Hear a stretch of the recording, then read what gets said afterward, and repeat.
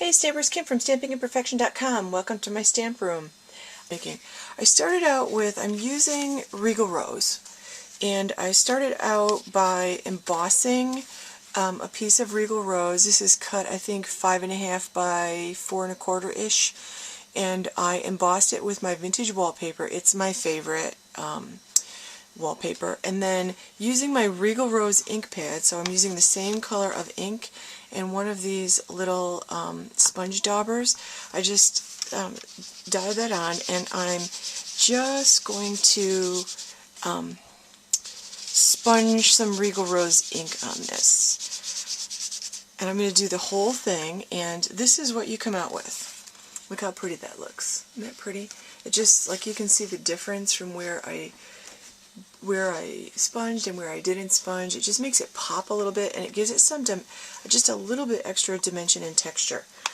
What I'm going to do next is I'm going to punch out 8 of these. This is my extra large blossom builder punch. So I'm going to punch out 8 of these large petals. Okay, so once I have that all punched out, the next thing I'm going to do is I'm going to take 4 of these and I'm going to lay them out, and I have a piece of very vanilla cut 4 1/4 by 4 1/4.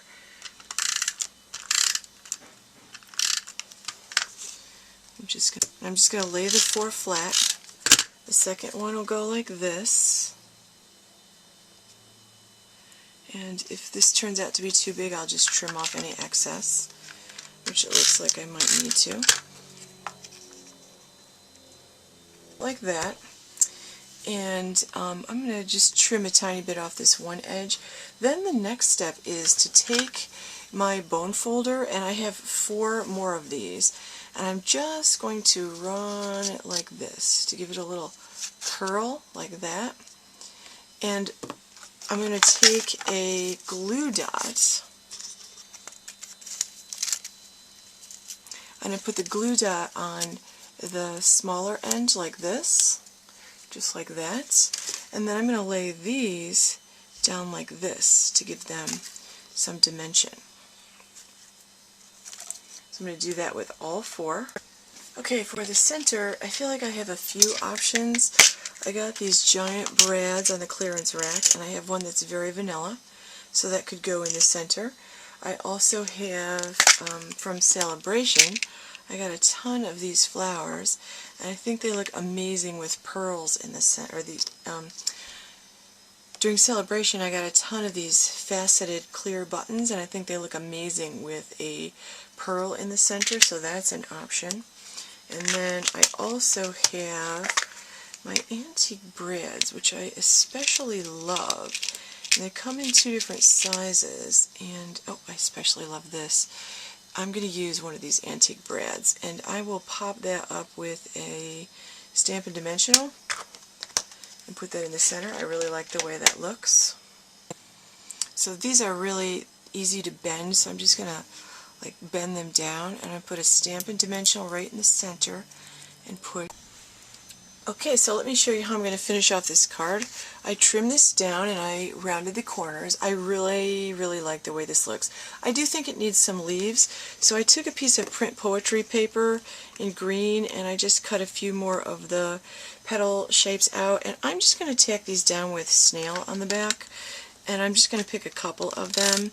I'm just going to slide them under one of the edges like this. Oops, slide it under a little bit more because I want it on the cardstock, just so I have a couple of leaves in there.